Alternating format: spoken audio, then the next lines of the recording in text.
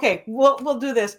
In episode 11, May is part of a very important storyline, and little Jack has been diagnosed as a type 1 diabetic, but insulin is not available. But May has read something. Tell us a little bit about May's involvement here.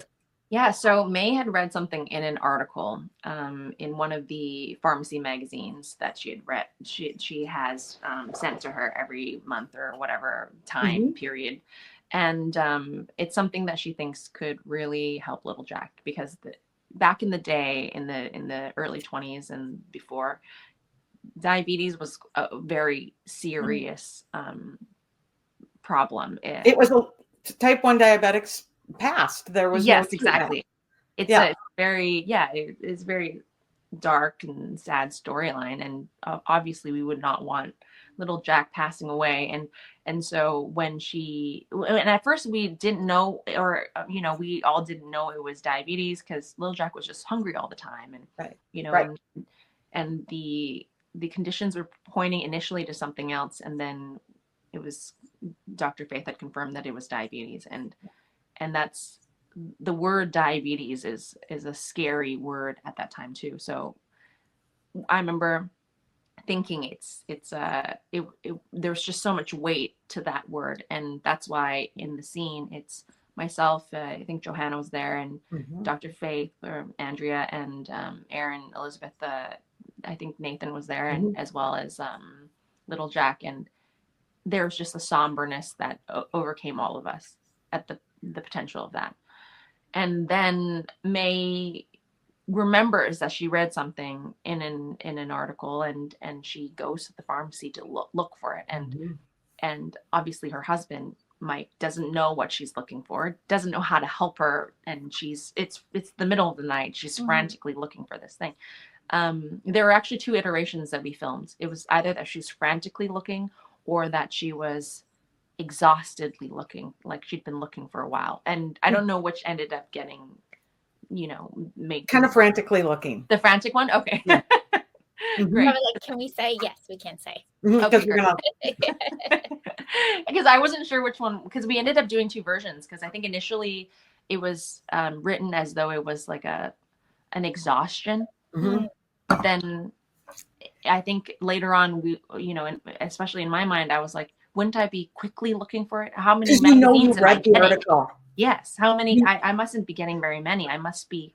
The amount of times I have dug for things because I read for them, and it was like, where was that? And obviously, like, we're not getting like tons of magazines and books like maybe we would now, and so it must be within a few. So that's why the frantic looking. And then I think there's also a lot of like just the way that I was coming from with May was that this could be the solution, but why not? I think Amanda has a lot of where there's a will, there's a way mentality. Yeah.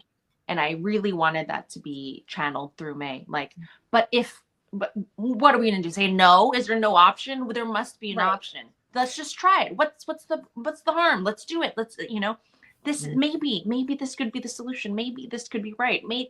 And Mike is just along, not knowing what's going on, but he's super supportive. And because there's such an emphasis on, we just have to do whatever it takes and try as hard as we can to make this work, we're willing to forego our honeymoon. That's okay. Yeah. So she finds the article and brings it to Faith, and they contact these researchers. Yes. These researchers are in Toronto, which, where is Hope Valley compared to Toronto? It's a little mythical. Right away. Yeah, exactly. We're like back in a day.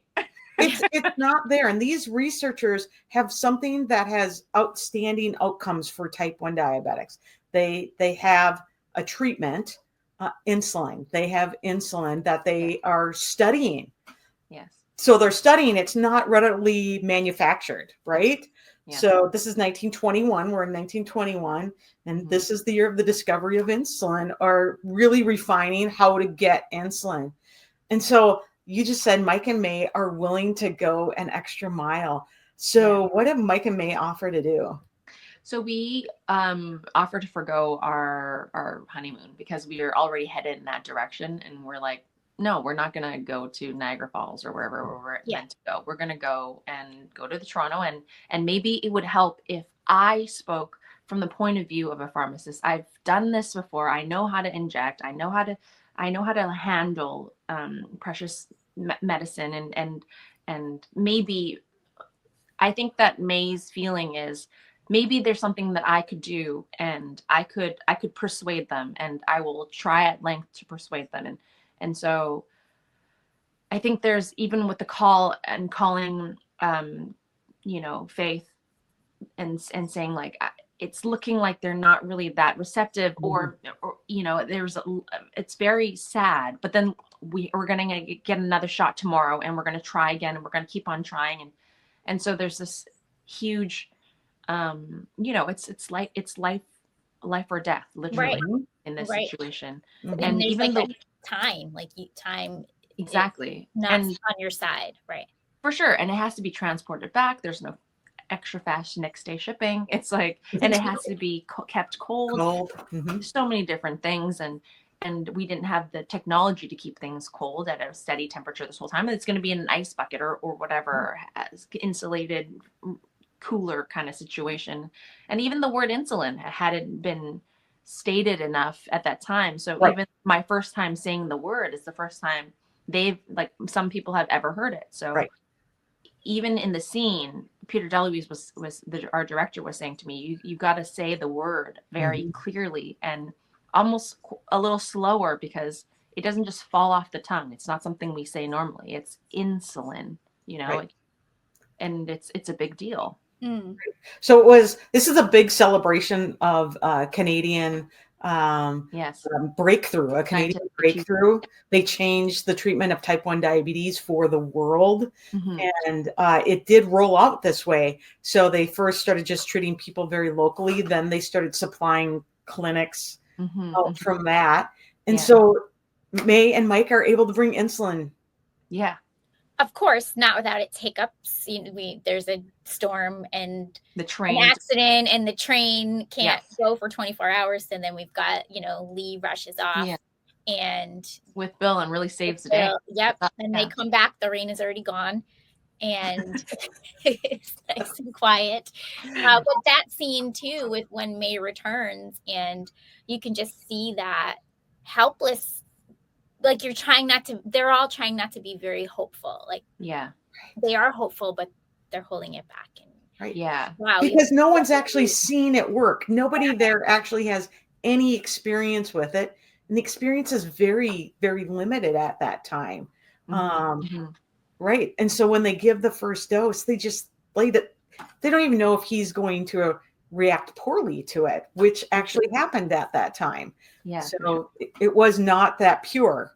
And so the reactions were kind of common. So that's why the reactions are part of the story. It was it felt like even in the scene where myself, Faith, are talking to Nathan and Elizabeth about insulin for the first time, like, look at this is the thing. There's a lot of gentility around not trying to be like it's a cure-all, because we didn't know. And so we really tried to emphasize there's a chance, and a chance is better than no chance. And let's just try this. And so when we bring this thing back, I remember, because the container is quite cold, I was like thinking about it in terms of if it was like referred like a medicine, I'm trying to be careful about not warming it too much with my hands or whatnot. And then it's like we're bringing gold back, and there's so much metaphoric and like metaphoric weight to what it is that we're carrying. It could transform many lives, including the life of little Jack. And so there's hope, but there's also like, this is a serious situation, and we go and we have to do this immediately, and then but he's asleep, so it's not like something will happen tomorrow if nothing happens today. It's because there's some time that it's not so imminent, but it is something that we have to be more hasty about. And then we're in the doctor's office, and we just have to wait. And then Nathan puts the metal in his hand. Super. So It's a beautiful scene, and it plays out as interesting as it sounds. It still plays out very similar to that, and a lot of families are going to be able to relate to this delivery of news, and then not really sure how that's going to be or how that's going to impact their lives, because it still rolls out the same way. Like, now you have to learn about insulin and caring for it and carrying it around and giving it all the time. And so the weight of it is still like, this is how we see families react when their children are diagnosed with diabetes still, and we are 100 years later. Yeah. And then the breath of relief when little Jack speaks, it was like incredibly palpable, even in the room. We were, even though we'd done it a few takes, it was every single time we were genuinely in tears. And so it was very emotional, and little Jack, I think he could Highland could feel how serious it was. And he's usually such a goofy kid, cracking jokes, farting and stuff like that. But he was quite calm and quite still this whole time, and in this scene, and he just, like, the idea of anything happening to him just broke all of our hearts. There was one moment where I think it was after May, like, Elizabeth says thank you and May says, like, of course, or something like that, but like, your face just broke, like, you could just see the emotion that May was carrying around. And because it was like moment, so good. It was, I'm like tearing up now. It's not even a question about whether or not it's worth a honeymoon. There's no question about it. And that's how May and Mike felt. It was like, of course we would we don't even consider it a problem, or don't even consider it as something that it was never a question. There was never an alternative. Yeah, exactly. It was always, they were always going to go get it, right? And knowing that they might not get it because it was so early in this development. Yeah. And it almost felt like May felt a lot of extra responsibility, because she was going all the way over, like, she was going there. She's the one who, like, gave everyone hope. And it was almost like, if she were to come back without it, it would just devastate everyone, and she'd be the reason for it. So that's why, like, as devastated as anybody. Yeah. For sure. That's why in the phone call, she was like, there was so much, like, heartbreak there. Like, we're going to still try tomorrow. And they, condition, like, they're not really allowing it, but I'm going to try. I'm going to keep on trying. Yeah, it would be just heart wrenching if she was also because she came in so hopeful, like, maybe. And then it was like, then I just made everyone super upset about it, Right. But it was their only option. It's the only option. Yeah. So they need insulin. It's the only option. And literally prior to that point in time, it wasn't available. Yeah. Exactly. So it's such a timely storyline, which is not always what we see on When Calls the Heart, right? We don't always get to see, like, a time specific type of story. Will we see any more of May, working as this pharmacist in the finale? No, it was 11. You've had great things. So maybe next season if we get a third season. Yeah, maybe, hopefully. Yeah, I think it was the big thing is that we came back with the medication, but there is a little hiccup in 12. Okay. Yeah. So we'll get more. Okay. All right. Okay. That's great. Well, thank you for this bonus question. Content. You're welcome. Thank you for having me on the podcast.